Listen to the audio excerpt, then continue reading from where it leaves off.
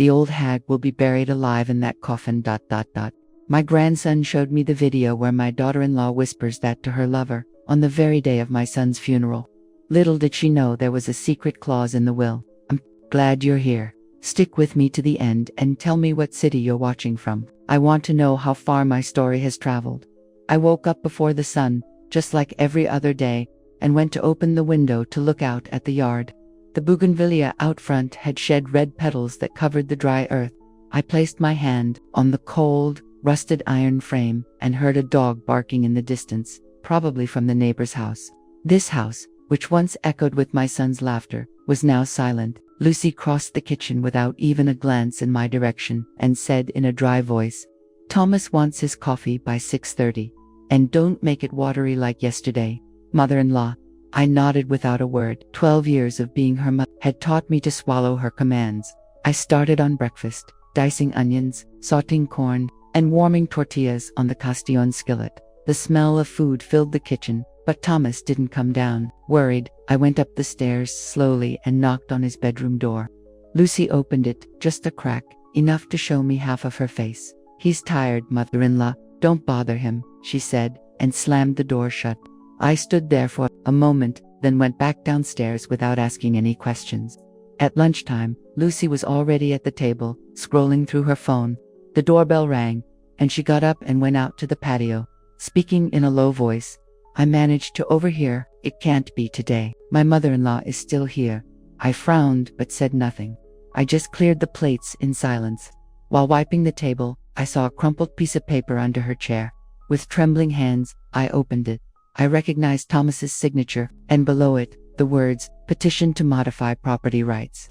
I felt a knot form in my chest. I quickly tucked the paper into my apron pocket, pretending I hadn't seen it. Around noon, Thomas finally came down. He looked like a lost soul, with sunken eyes and his back hunched over the chair. I served him a steaming bowl of pozole and placed it in front of him. "Eat, honey. I spent all morning cooking it," I said, trying to smile. He just stared at the bowl without touching it.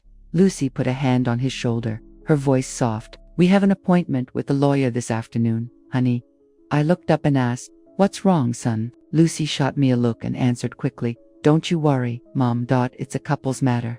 Thomas opened his mouth as if to say something, but just shook his head and looked down. That afternoon, I went out to the garden to water the plants, pouring water over the cacti with a bucket. In the distance, I saw Lucy talking to a man I didn't know. He was wearing a gray shirt and holding a blue folder, parked 2 houses down from ours. I squinted to get a good look at his face, but the sun blinded me, and I could only make out his tall silhouette. When she saw me, Lucy immediately turned and led him around a hidden corner. That night, dinner was a heavy, suffocating silence. The only sounds were the scraping of spoons against plates and the creak of the ceiling fan. Thomas sat there, his face hard as stone, with a glass of wine Lucy had just poured for him. "Drink this, honey. It'll help you relax," she said, with a smile. He downed it in one gulp without a word and went up to his room. Lucy watched him go, a slight curve on her lips, then turned to me. "Get some rest, mother. The house needs a good cleaning tomorrow." I nodded, my chest heavy. Around midnight, the sound of a motorcycle in the yard woke me up. I got up without making a sound and pulled back the curtain of the upstairs window.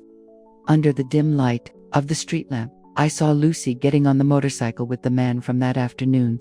He was wearing a helmet, his face covered. The bike roared to life and disappeared into the darkness. I stood there, clutching the curtain, not knowing what was happening but feeling a dread that washed over me like a wave. The next morning, just as I put the coffee pot on the stove and the aroma began to fill the kitchen, a series of loud knocks echoed through the house. I wiped my hands on my apron and walked slowly to the door. 2 police officers stood there, caps in hand, their faces grim. The older one, with gray in his beard, looked at me and said in a solemn voice, "Ma'am, Mrs. Mary Miller, we regret to inform you, your son, Thomas Miller, was in an accident last night on Red Rock Curve. The car lost control, the brakes failed. It rolled several times and fell into a deep ditch. He died instantly." I froze, as if the floor had dissolved beneath my feet. "No, it can't be. You're mistaken. My Thomas," I murmured, but the world was spinning, and I collapsed in the doorway. When I woke up, I was lying on the sofa with a cold cloth on my forehead. Lucy was beside me, speaking to a paramedic in a calm voice. She's very frail. You should give her something to calm her down, or she'll just pass out again. I heard her clearly, but my throat was tight and I couldn't say a word, only the frantic beating of my heart, as if it wanted to break through my chest. I looked at her and managed to ask, "What happened?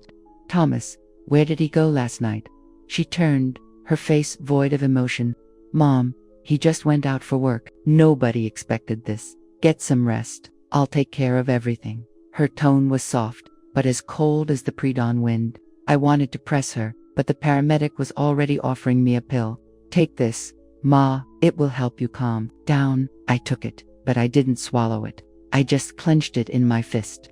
24 hours later, the wake was already underway. Lucy had arranged everything with an unsettling speed. The oak casket, the calla lily arrangements, as if she had it all planned. I grabbed her arm, my voice trembling. "Lucy, why the rush? We need to wait for family coming from out of town. My son deserves a proper farewell with everyone here." She looked at me, her lips tight. "Mom, the lawyer said it had to be done quickly, for legal reasons. Don't make things harder for me." I wanted to argue, but that look in her eyes, sharp as a knife, silenced me. I sat down, gripping the edge of the tablecloth. My sister Carol came all the way from Arizona, her clothes worn and her eyes swollen. She hugged me, crying, "Mary, sister, why did Thomas have to suffer like this? He was so young. He had his whole life ahead of him." I squeezed her hand, tears streaming down my cheeks. "Carol, I don't understand either. He was sitting right here just yesterday." Lucy approached, cutting in sharply. "Mrs. Carroll, this is not the time for drama. My mother needs to rest. Please, go to the living room." Carol looked at me, her face full of concern, but she didn't dare say more. "Mary, take care of yourself. I'm here for you," she whispered, before Lucy led her away. The viewing began in the large hall. I sat in the front row, a few feet from my son's casket. The smell of the calla lilies and candles was suffocating. Lucy was beside me, dressed in black, her hair pulled back, her makeup flawless, not a single smudged mascara line, not a single tear. I looked at her and asked in a low voice, "Lucy, aren't you going to cry? He was your husband." She turned, her tone firm. "Mom, I'm hurting on the inside. Crying doesn't change anything." I said no more, but I felt a strange unease, as if something was wrong.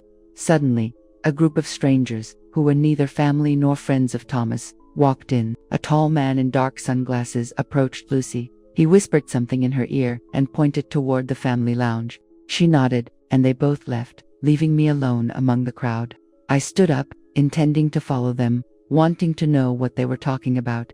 "Who are they, Mary?" Carol asked, taking my arm. "I don't know, Carol, but I'm going to find out," I replied, my voice determined. I had barely taken a few steps when Ethan, my grandson, touched my arm. He pulled me aside urgently, whispering, "Grandma, stop. You can't go in there." I frowned. "Ethan, why are you so worked up? I'm just going to see." He squeezed my hand tightly, his eyes filled with panic. "Grandma, I'm serious. They're talking about something dangerous. They want you to disappear, just like Uncle Thomas." I froze, my heart pounding. "What are you talking about? Disappear how?" Ethan pulled his phone from his pocket, his face tense. "Grandma, I have proof. I recorded everything. You have to see this right now." I looked at the phone screen, the dim light illuminating Ethan's face. "What did you record? Who said what?" I asked, my voice shaking. Ethan pressed a button, lowering his voice. "They don't know. I heard them. I had a camera on my shirt. Watch this, and you'll understand."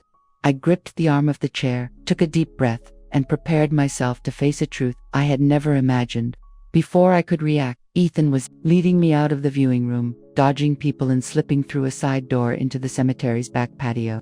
It was a damp corner that smelled of wet earth and weeds, barely lit by the light spilling from the hall. Ethan was trembling as he took out his phone again, his clumsy fingers pulling up the video. "Grandma, you have to see this," he said, almost in a whisper. The camera was in my shirt button. No one noticed. The screen lit up. The image was a bit blurry, but the voices were crystal clear. Lucy was in the corner of the lounge, facing the same man I'd seen the day before. The man, James, spoke in a low, gravelly voice. "Tonight, After everyone's gone, I'll lock the door to the cold room. Half an hour should be enough. The old hag won't last. Lucy nodded, her voice icy. Good.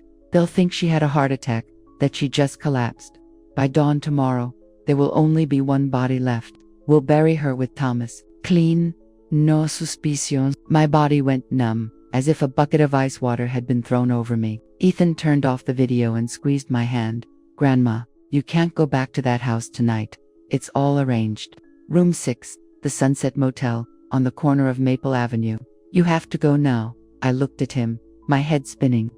You sure, Ethan? Would Lucy really do something like that? He nodded firmly. Grandma, I heard it clearly.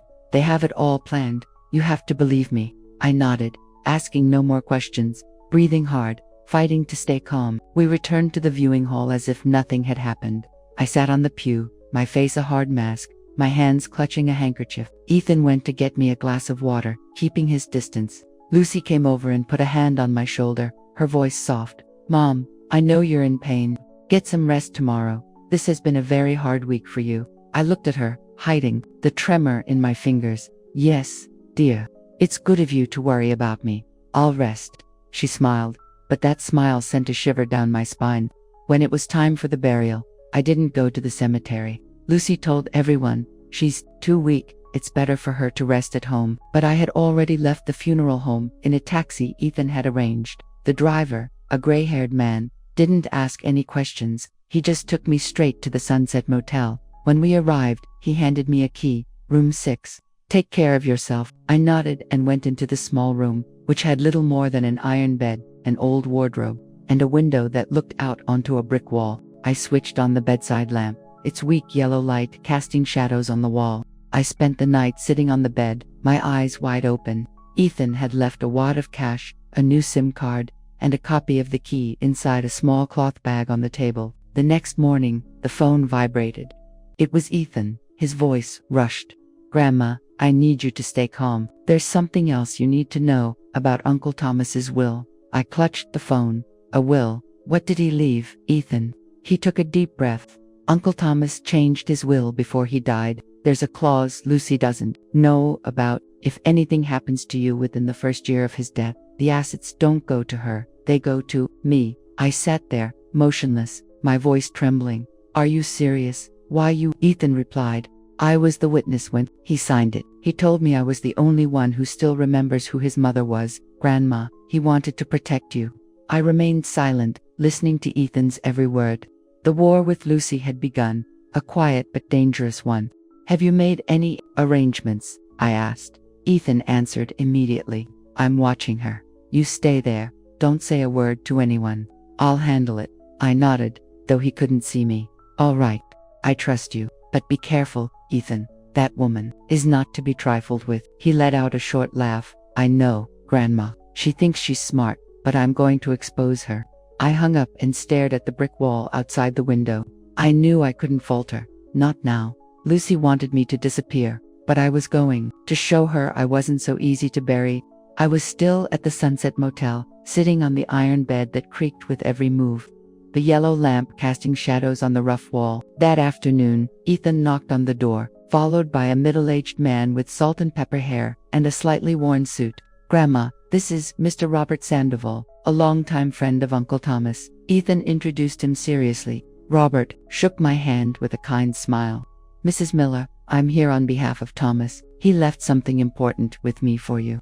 I nodded and invited him to sit in the only wooden chair.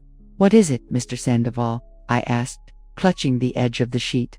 Robert pulled a stack of papers from his briefcase, his voice turning grave. This is Thomas's original will. I've been holding it since last month, at his request. He opened a page and read clearly. I, Thomas Miller, bequeath all my real estate, accounts, and business to my wife, Lucy Herrera, on the condition that my mother, Mrs. Mary Miller, is alive and under care. Should my mother disappear or die of non-natural causes within 12 months of my passing, the inheritance shall pass to Ethan Miller. My throat went dry listening to him. You mean, Thomas protected me even after I couldn't finish?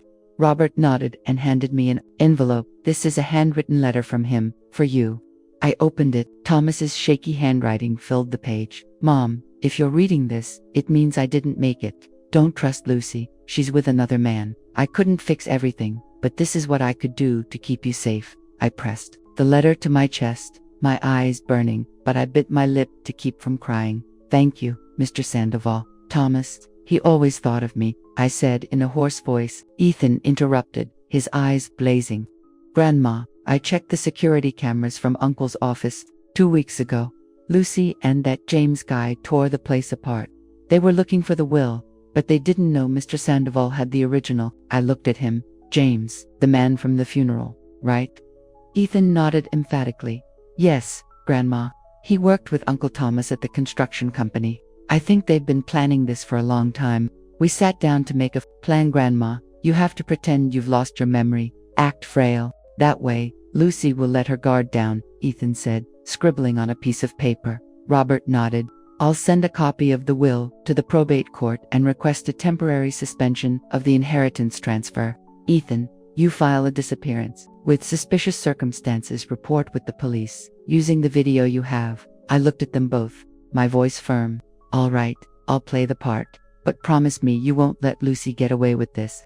Robert placed a hand on my shoulder. Mrs. Miller, I swear on my honor, we will protect you. The next day, Ethan went to my house and told Lucy, my grandma is very weak. The sisters at St. Jude's nursing home have agreed to take care of her. Lucy smiled, patting his shoulder. That's wonderful. Dear, my mother-in-law has been doing poorly. That place will do her good. Ethan told me later, sending me a secret photo he took the moment Lucy heard the news. Her face was glowing as if she'd won the lottery. Grandma, she thinks you're about to die, Ethan wrote, his anger palpable. That night, Ethan came to the motel with his phone. Grandma, I managed to hack into Lucy's eye. Look at this, he said, opening messages between her and James. One text read, as soon as the 40 days are up, everything will be fine. We played it just right, and then the house, the company, the accounts. It's all yours. I read it with trembling hands. She planned everything so meticulously. What's this about 40 days? Robert, who was sitting beside me, explained, Mrs. Miller, if you're missing for more than 45 days without a trace, a judge can transfer the assets to Lucy, unless there's a legal challenge. I nodded. Then, I'm going back home. I'm not giving her another day's advantage. I made the decision to get into character. Ethan, help me prepare. I'm going to pretend to be weak, confused, but my eyes will be watching her every move, I told him. Ethan smiled. Grandma, you really are my uncle's mother. Tough as nails, Robert interjected. We'll operate from the outside. Mrs. Miller, you just stay calm. Lucy is going to dig her own grave. The next morning, I began to rehearse. I practiced speaking in a halting voice, pretended to forget the names of objects, and walked with a slow, shuffling gait. Ethan watched me, nodding in approval. Grandma, it looks very real, but be careful, don't let her get suspicious. I replied, Son, I've lived for over 60 years. I know this role by heart. Life is like a candle in the desert. Wind, to keep shining, you have to know when to bend. And I would bend, but I wouldn't let the wind blow me out. On Monday morning, after 5 days of my theatrical retreat, I returned home. Ethan drove me, posing as a driver from St. Jude's, with a tucked-in shirt and dark sunglasses. I got out of the car with a cane in hand, faking a slight tremor. Lucy opened the door, stared at me for 3 seconds without expression, and then forced a smile. I thought Mom was going to stay at the home longer. You're better already, aren't you? I nodded, speaking slowly. Yes, dear. The nuns took very good care of me. She nodded too, but her eyes scanned me from head to toe, suspicious. I began to act like a confused old woman. I spoke in fragments, pretended to forget the names of things, and walked slowly. Once, I poured salt into the sugar jar and cried out, Lucy, why does the sugar taste salty? She laughed sarcastically. Oh, Mom, you're just confused. I'll fix it. Another time, I put a pair of socks in the pantry and then stood in the kitchen yelling, Thomas, come have breakfast with me. Lucy came running, her voice sweet. Mom, he's not here anymore. Go rest. Don't think so much. I pretended to be lost. Oh, I forgot. You always have to remind me. Lucy told the cleaning lady to take a few days off, telling me, I want to take care of Mom myself, so she'll be more comfortable. Don't you worry about a thing. But I knew she just wanted to control every corner of the house, so no one would see what she was up to. I nodded with a smile. Thank you, Lucy. You're so thoughtful. She smiled back, but her gaze was icy. That night, I walked past Thomas's office, which was now locked. I pretended to mutter, "Now where did I put that key?" and tried the door. No one answered. The next morning, through a crack in the door, I saw Lucy inside with James. James slammed his hand on the desk, irritated. "Are you sure the copy of the will isn't here? I've been searching for a week." Lucy replied, annoyed. "I told you, I've checked everywhere. The only thing left is the safe. But I don't have the combination." I stayed pressed against the wall, pretending to sweep, but I heard every word. That same night, Ethan secretly went to the old motel with a small device in his hand. "Grandma, I put a camera in the bookshelf in my uncle's office. It records everything Lucy does at night," he whispered, his eyes shining. I nodded. "Well done, son. But be careful. Don't let her catch you." Ethan smiled. "Grandma, I'm faster than she is. She's going to bring herself down." In the kitchen, Lucy offered me a glass of orange juice with a white pill in it. "Drink this, Mom. It's from the doctor at the nursing home to help you sleep well," she said with exaggerated sweetness. I took the glass and smiled. "Thank you, dear. I'll drink it right up." As soon as she turned her back, I dropped the pill into the potted plant by the door and drank the juice in one go, pretending I'd swallowed it. "How delicious. You made it perfectly," I told her. She nodded. "As long as you like it, I'm happy." That night, Ethan called and told me to turn on my phone. He sent me a video from the hidden camera. In the recording, Lucy was on the phone with James, speaking in a low voice. "If she doesn't die from a scare, it'll be the pills. I'm upping the dose tomorrow." Then she placed a sheet of paper on the table. "Symptoms of mild psychosis, risk of dementia." I asked Ethan, "Is that medical report fake? Where did she get it?" Ethan replied, "It must be James's doing. He knows people at the hospital. But don't worry, Grandma. Mr. Sandoval and I are gathering all the evidence." The next day, I went to Thomas's memorial altar and lit a candle. The smell of melting wax mixed with that of the dried chrysanthemums. Lucy walked by, and I pretended to be confused. "Lucy, honey, Thomas told me he was going to the bank for his savings book today. Where could I have put it?" She stopped, her eyes darting around. "Mom, you must be confused. I don't think that book exists. Let me look for you." She went straight into the office, and I heard her opening and rummaging through the drawers. "Search away, dear," I murmured, while pretending to clean the altar. Ethan sent me a text. "Grandma, it's all on camera. She's been searching desperately all day." Robert called immediately after. "Mrs. Miller, this video is enough to report her for elder abuse and breaking and entering. You keep up the act, we'll do the rest." I replied, "Mr. Sandoval, I trust you, but honestly, I'm exhausted. My heart pounds every time I have to act." Robert laughed softly. "You're stronger than you think. Like a cactus, full of thorns, but resilient." On Wednesday night, I was sitting in the room at the Sunset Motel, the yellow light illuminating the brick wall. The crickets chirped outside, making the silence even thicker. Ethan arrived, his face as tense as someone going to war. "Grandma, there's urgent news," he said, dropping into the old wooden chair. "The deadline is tomorrow. The court is going to sign the provisional transfer of assets to Lucy's name if no one contests it. We only have 24 hours left." I looked at him, my hands gripping the edge of the iron bed. "Are you sure, Ethan? She moved that fast?" He nodded forcefully, his eyes gleaming. "I already spoke with Mr. Sandoval. The court received her request last week. Grandma, we have to act now." I took a deep breath, my voice barely a tremble. "What's the plan? Tell me, son."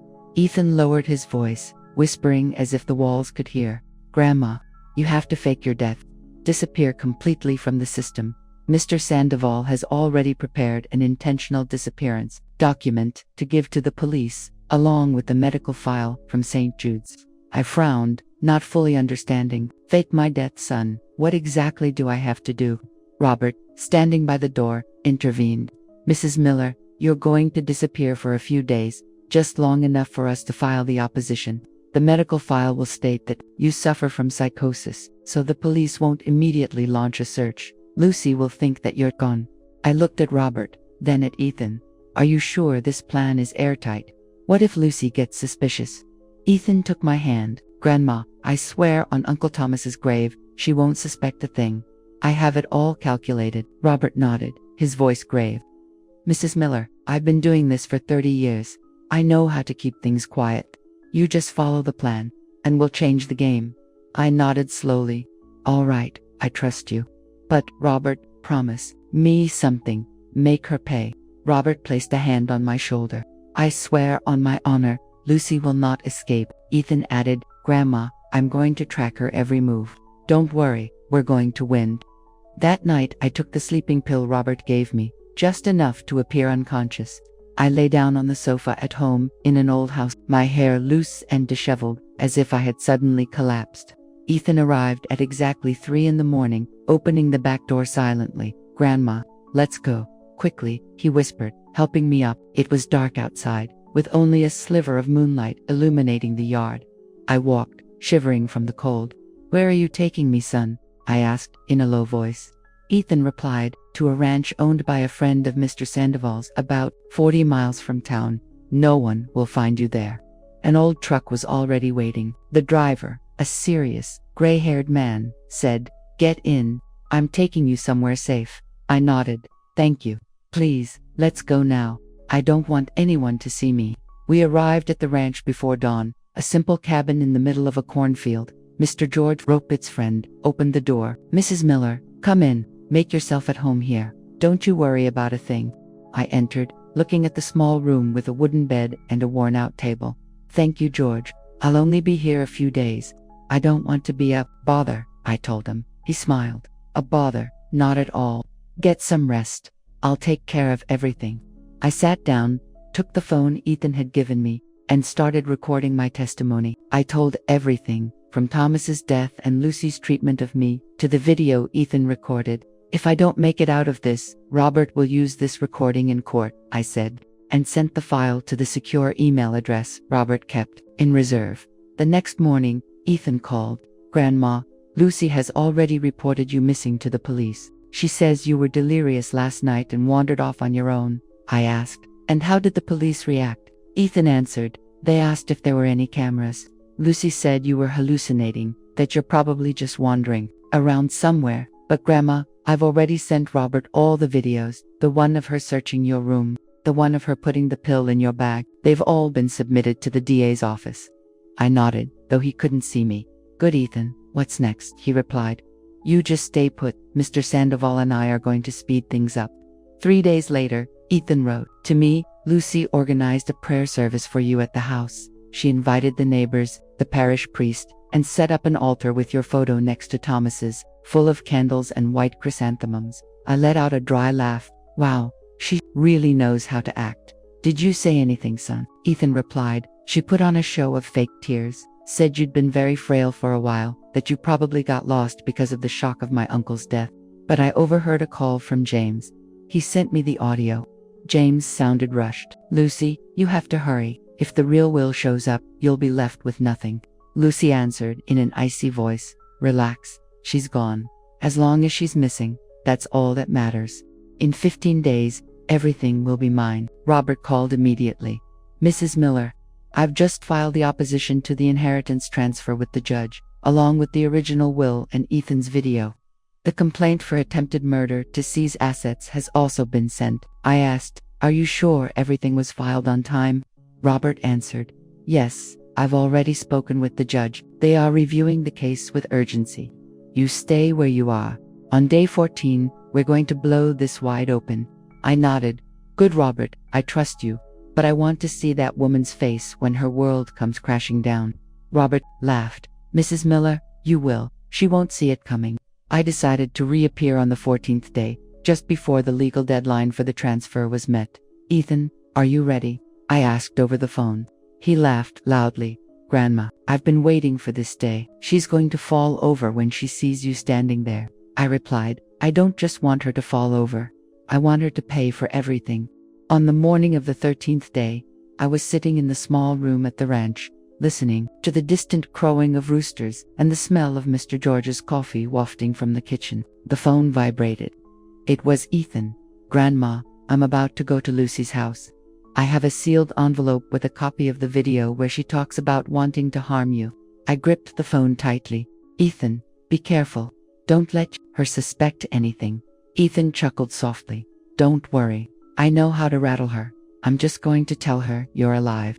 I want to see her reaction. I nodded, though he couldn't see me. All right, but don't say too much. Just give her the envelope and leave. Ethan replied, Grandma, I'm a better actor than she is. Wait for my news. Ethan told me he arrived just as Lucy was in the kitchen, a coffee cup in one hand and her phone in the other. He walked in and handed her the envelope. Aunt Lucy, a letter came from St. Jude's. My grandma sent it. She's alive and well. Lucy dropped the cup. Coffee spilled all over the floor. Alive? What? What are you saying? That's wonderful. Where is she? Do you have her number? She stammered, trying to stay calm. Ethan shook his head, his expression serious. No, Aunt Lucy. They just gave me this. Read it. I have to go. He left the envelope on the table and walked out without another word. Inside was the copy of the video where she discussed making me disappear with James, but Ethan hadn't revealed that part. That night, Ethan sent me a message. Grandma, I put a microphone in the wind chime on the balcony. Lucy called. James, as soon as I left, he sent me the audio. I played it and heard James, agitated. Lucy, if that old woman is alive and shows up at the courthouse, we're finished. I'm out of this. Lucy screamed. She's a stubborn old hag who lives only to ruin our lives. You have to help me, James, he answered coldly. No, Lucy, you fix this yourself. I'm not going to prison for you. Then there was the sound of a door slamming. James had clearly left. Grandma, now she's scared, Ethan wrote, his tone satisfied. On the morning of the 14th day, I returned to town with Robert and the chief of police, Mr. Morales. In the car, Robert told me, Mrs. Miller, you just have to appear in front of Lucy and say one sentence. We'll do the rest. I nodded. Robert, I'll do as you said, but I want to look her in the eye. Morales turned from the front seat. Mrs. Miller, Ethan's video is enough to charge her. She has no way out, I replied. Thank you, Chief Morales. I just want justice. For Thomas, and for me. Robert gave my shoulder a pat. You're stronger than Thomas ever told me. We're going to win. We arrived at the house just as Lucy was getting ready to go to the bank, a folder in her hand, dressed in office attire with her hair pulled up high. I walked in with my cane, stopped in the doorway, and looked her straight in the eye. Lucy, I said, emphasizing each word, if you have a shred of conscience left, you'd better start preparing your statement for the police. Lucy froze, the folder dropping to the floor with a thud. Mom, where did you come from? What are you doing here? She stammered, pale as a sheet. I replied, I'm alive to see you pay for everything you've done. She backed away, her hands trembling. You're mistaken. I didn't do anything. I shook my head. Lucy, you and I both know the truth. Stop acting. No one said anything more. There was no need. That same afternoon, Robert and I went to the police station to file the complaint against Lucy for poisoning, elder abuse, and misappropriation of assets. Robert also submitted the formal request for prosecution and witness protection. Then he looked at me. Mrs. Miller, you did excellently. The court will proceed quickly. I nodded. Robert, I don't want her to get a plea deal. She went too far. He took my hand. Justice will be served. I promise you, on my honor. I replied, thank you. I just want my son to be able to rest in peace. The local media started publishing the story, and Robert's phone wouldn't stop ringing. Mrs. Miller, reporters want to interview you, he told me. I shook my head. No, Robert, I don't want to say much. Just tell them this. I'm not dead. I just had to live as if I were to see who wanted to kill me. Robert nodded. That's a powerful line, ma'am. The whole town will remember it. Ethan, standing beside us, let out a laugh. Grandma, I've never seen anyone as strong as you. Lucy has no way out now. I replied, son, I don't care if the town remembers me. I just want her to never hurt anyone else again. That night, Lucy was taken into custody. A judge appointed Ethan as the temporary administrator of the estate. I didn't go back to live in the old house. Instead, I moved in with Rosa, a lifelong friend who lives in the countryside, a few miles from town. Rosa welcomed me with a strong hug. Mary, you've suffered so much, but you're as tough as a desert cactus. I smiled. Rosa, if I weren't tough, Lucy would have won a long time ago. She took my hand. Mary, you did it for Thomas. He must be so proud of you. I nodded. I just want my son to rest in peace. I began to prepare for the trial. Robert called. Mrs. Miller, are you ready to testify? The trial will be soon. I replied, Robert, I've been facing challenges for over 60 years. A trial isn't going to make me tremble. After Lucy's arrest, I decided to return to the house one last time with Ethan. The house was cold, the front door ajar, and the wind was making the curtains sway. I walked in, looking around. The wooden table was still in its place. The painting of the Virgin Mary hung on the wall, but the air felt dead. Grandma, this place gives me the creeps, Ethan murmured, hugging his arms. This house used to be so warm, now it feels like a tomb. I nodded, placing my hand on the table. Son, this house lost its soul when Thomas left. Now, it's just an empty shell. Ethan took me to Thomas's office, where the old safe was still planted in the corner. Grandma, Lucy searched everywhere but couldn't open this, he said, pointing to the metal box. I took a deep breath, walked over, and entered the combination. My date of birth. The door clicked open. Inside, there was a leather-bound notebook belonging to Thomas. I turned the pages, detailed notes, dates when Lucy secretly withdrew money from their joint account, calls to an unknown number, the same as James's number. At the end of the notebook, Thomas had written, if I disappear, Mom will know what to do. Dad's death wasn't simple. I handed the notebook to Ethan. Son, make copies of all of this, now. Get them to Robert as soon as possible. Ethan nodded forcefully. Grandma, this will leave her with no way out. I'll get the copies right now. At Robert's office, Ethan delivered the notebook. Robert called immediately. Mrs. Miller, this notebook is gold. It opens a new line of investigation into your husband's death, 20 years ago. I froze, my voice trembling. What are you saying? My husband. Does Lucy have something to do with it? Robert replied, it's not certain yet, but there are serious indications. The judge has just authorized a search of Lucy's phone, computer, and assets. I gripped the phone. Robert, get to the bottom of this. I need to know the truth, no matter how much it hurts, Robert said. I promise you, we will turn over every stone. Prepare to testify. The results of the search came quickly. Robert called again. Mrs. Miller, we found a recording on Lucy's computer. She and James were planning to harm Thomas for over a year. I asked, my throat tight.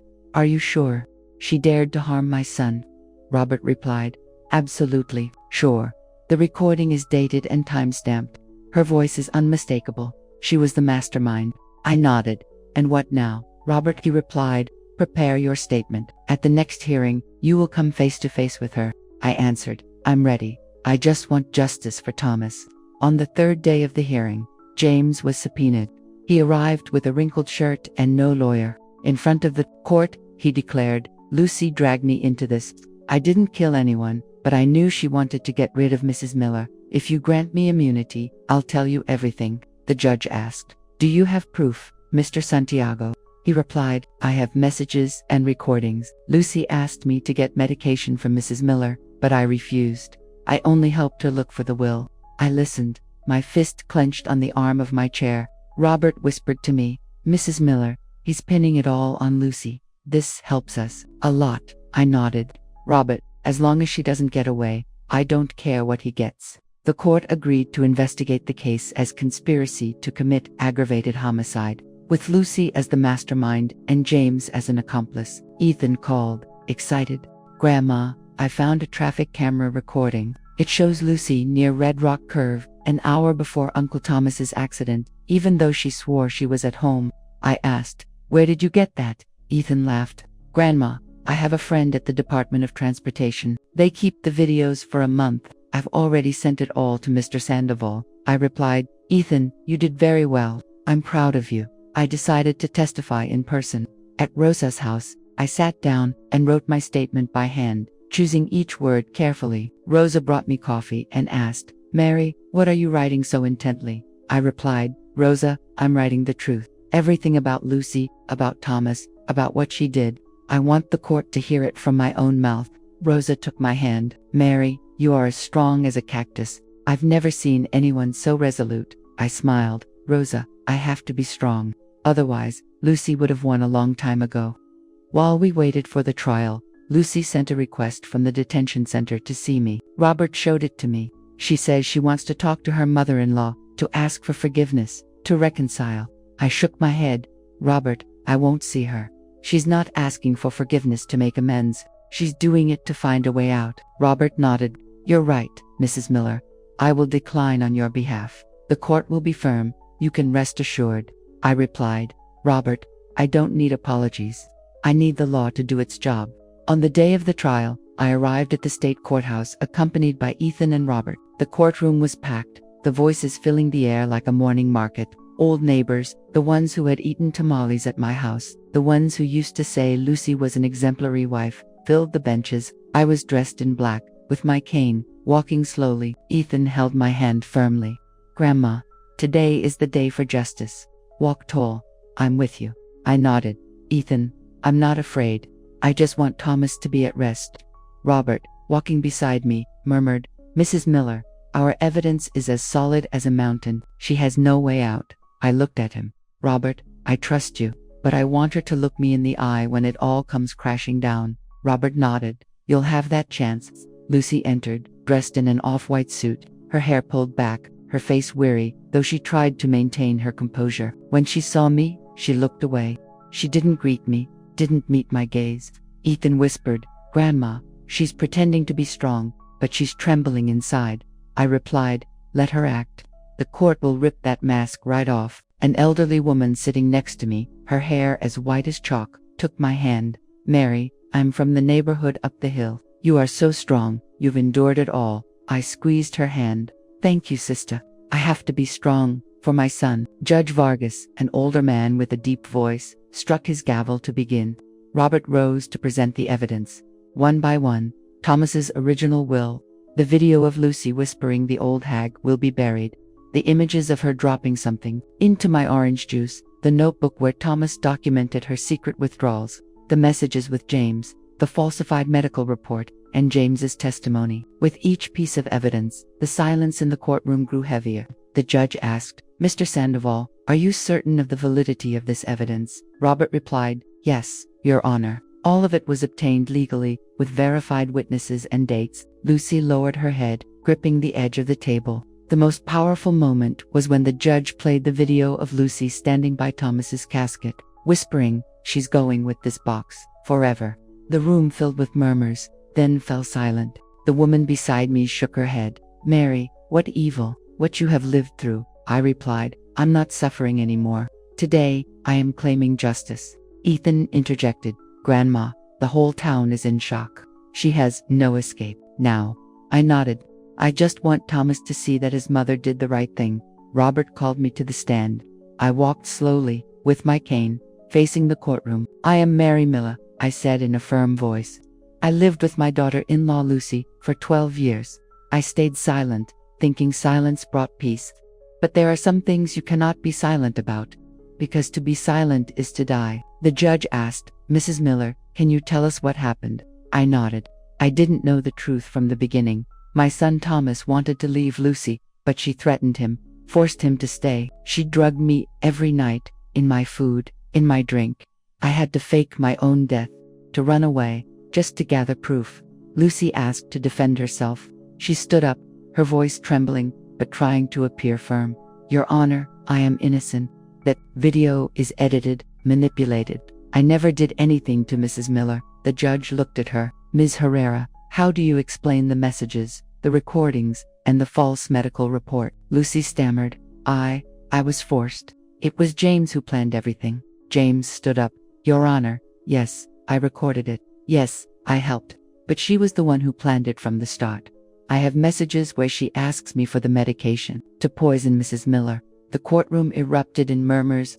Ethan whispered, Grandma, it's over. She can't get out of this. I replied, Son, she dug her own grave. The judge delivered the sentence. Lucy Herrera is found guilty of conspiracy to commit homicide, poisoning, forgery, and elder abuse.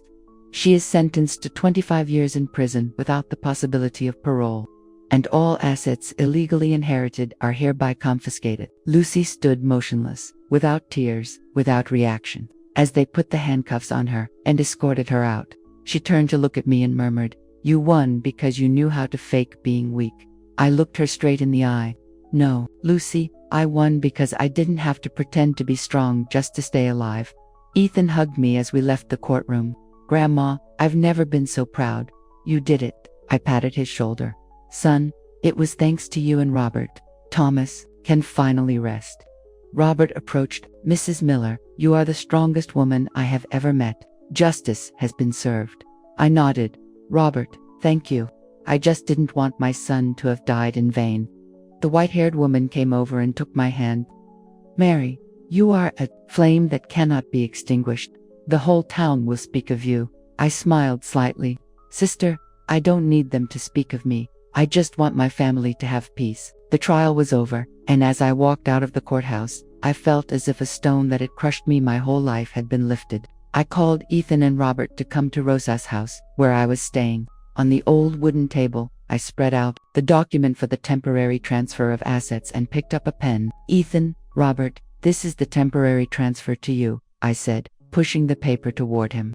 I don't want the house. I don't want the money. I just want to live without shadows behind me. Ethan looked at me, concerned. Grandma, I don't want you to get rid of everything. This is what Uncle Thomas left for you.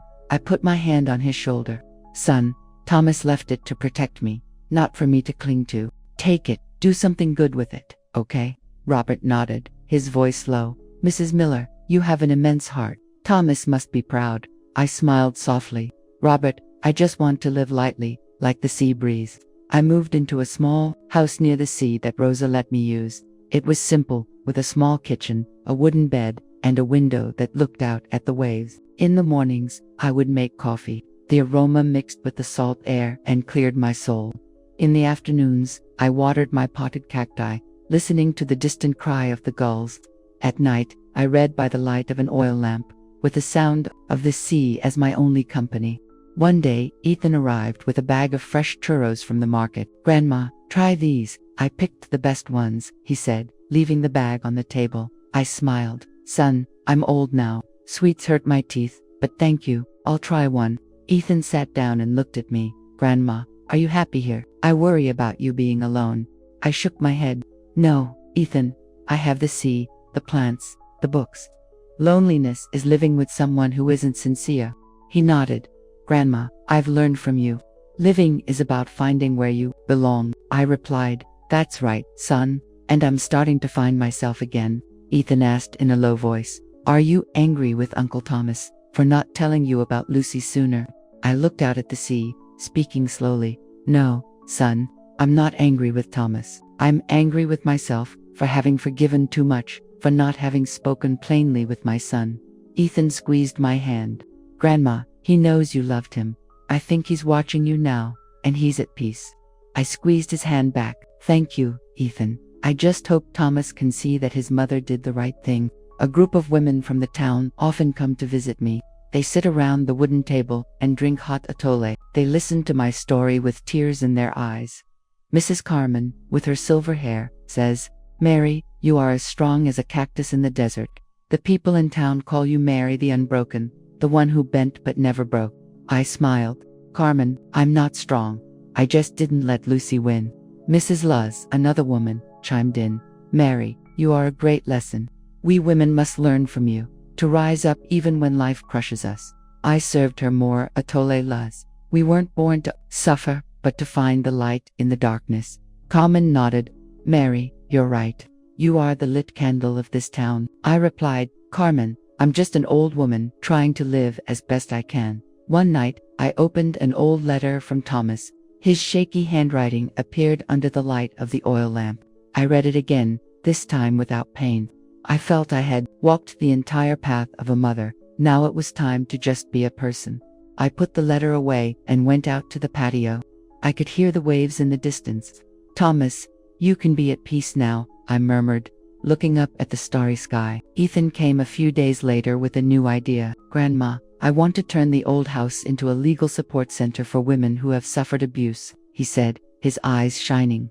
I spoke with Mr. Sandoval. He agrees and will look for funding. I nodded. Good idea, Ethan. Do it. Help whoever you can. He looked at me, surprised. Just like that. I thought you'd want to keep the house. I shook my head. Son, a house is for living in, not for hoarding. But I have one condition. Ethan asked immediately. What is it, Grandma? I replied, don't put my name on the center. I don't want to be remembered as a victim. Ethan let out a laugh. Grandma, you really are one of a kind. I'll call it light, because you showed me the way. I patted his shoulder. Good, Ethan. Do it for those who need it, not for me. One morning, I went to the seashore with an old envelope. Inside were Thomas's birth certificate, his wedding photo with Lucy, and a photo of me as a young woman, with long, black hair, smiling. I burned it all, watching as the red flames consumed the past, the ashes flying out toward the waves. Ethan was beside me and asked, Grandma, are you burning this to forget everything? I shook my head. No, son. I'm doing it so that what should no longer live can finally die. He was silent for a moment, then said, Grandma, I've learned from you. Letting go is how you stay alive. I nodded. Ethan, letting go isn't weakness, it's the strength to keep walking. I sat alone, listening to the ebb and flow of the sea. In town, they started calling me Mary, the one who was buried alive, but now lives better than anyone. I didn't correct anyone. I just smiled. Mrs. Carmen came by with a flan. Mary, you are living as you should, like the sea, which never stops moving. I replied, Carmen, I was a wife, a mother, a widow, a survivor. Now, I am just me, and that is enough. After the trial, I lived peacefully in the little house by the sea. Every morning, I woke up early, made coffee in my old pot, and the aroma mixed with the salty breeze. I watered my cactus pots, swept the patio, and then sat in my wooden chair to listen to the waves. Life was simple, but it was enough for me. I was no longer anyone's mother or anyone's widow, just Mary, an old woman rediscovering herself. Ethan came often. He always brought something from the market. Tamales, fresh fruit. One day he arrived with a bag of sweet oranges, smiling. Grandma, these are delicious. Make some juice. I smiled, taking the bag. Son, I'm old now. Making juice wears me out. I'll make a nice soup instead. Will you stay for lunch? Ethan sat down, looking around. Grandma, this house is small but warm. It gives me peace to see you living like this. I replied, Son, I don't need a big house. With the sea and the wind, I have everything. He nodded. Grandma, I've learned from you. You don't need much to live well. Just what's right. The light center that Ethan established in the old house was already up and running. One afternoon, he took me to visit. The place was clean, with freshly painted white walls, and several young women were working, giving legal advice to women from the town. Ethan pointed to the sign outside. Grandma, I kept my word. I didn't put your name on it, but everyone knows this idea came from you. I looked around and saw a young mother talking to one of the advisors. Ethan, how many people has this center helped already? I asked. He smiled. Grandma, we just opened, and more than 10 women have already come. Some, like you, were mistreated by their husband's family. I nodded. Good son, keep going. Help whoever you can. One day, Mrs. Carmen and Mrs. Luz came to my house with a pitcher of hot atole and a flan. Mary, how are you? The town is still talking about you, Carmen said, setting the pitcher on the table. I smiled. Carmen, I'm well. I'm just looking for a little peace. Sit down. Have some atole with me. Luz looked out at the sea. Mary, living here must be a dream. Free, like those waves. I poured the atole. Luz. Freedom comes when you stop being afraid. It took me many years to learn that. Carmen nodded. You're right, but you are the flame that lights our way. I shook my head. Carmen, I'm just an old woman trying to live with a clear conscience. You should too. Live for yourselves. One morning, I received a letter from Robert. It said that Lucy's case was closed, that she was in the state penitentiary with no right to appeal. That same afternoon, he came to my house with his old briefcase.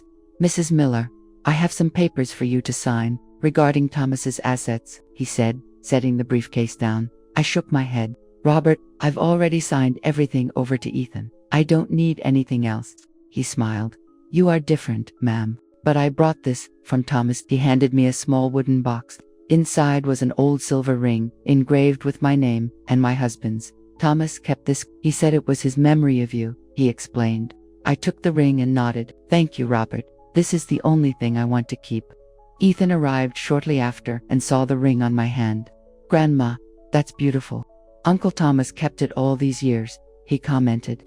I replied, son, this was my wedding ring from your grandfather. Now I'll keep it to remember the good days. Ethan sat down. Grandma, I wanted to ask you, have you ever thought about moving back to town? I shook my head. No, Ethan, the town is the past. Here, with the sea, I have enough. He nodded. Grandma, I understand, but I'll be visiting often. Okay, don't you kick me out? I laughed loudly. Son, if I kick you out, who's going to bring me churros? One evening, I went out to the sea with a small candle. I lit it and placed it in the sand, watching the flame burn against the waves. Mrs. Luz walked by and stopped. Mary, are you praying? I shook my head. No, Luz, I'm giving thanks. Thanks that I'm still alive and can see the sea. Luz sat down next to me.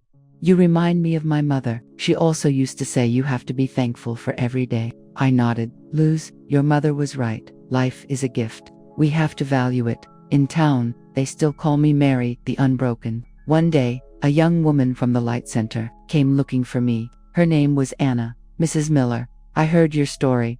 I'm suing my husband for domestic violence. Do you have any advice? She asked, her eyes full of tears.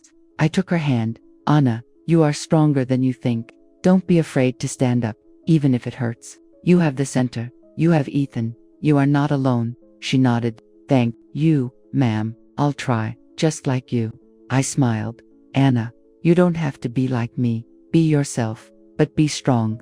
The story we've told is fictional, but it is based on certain real events. The names and places have been changed to protect the identities of those involved. We don't tell this to judge, but in the hope that someone will listen and stop to think. How many mothers are suffering in silence inside their own homes? I'm truly curious. If it were you, in my place, what would you do?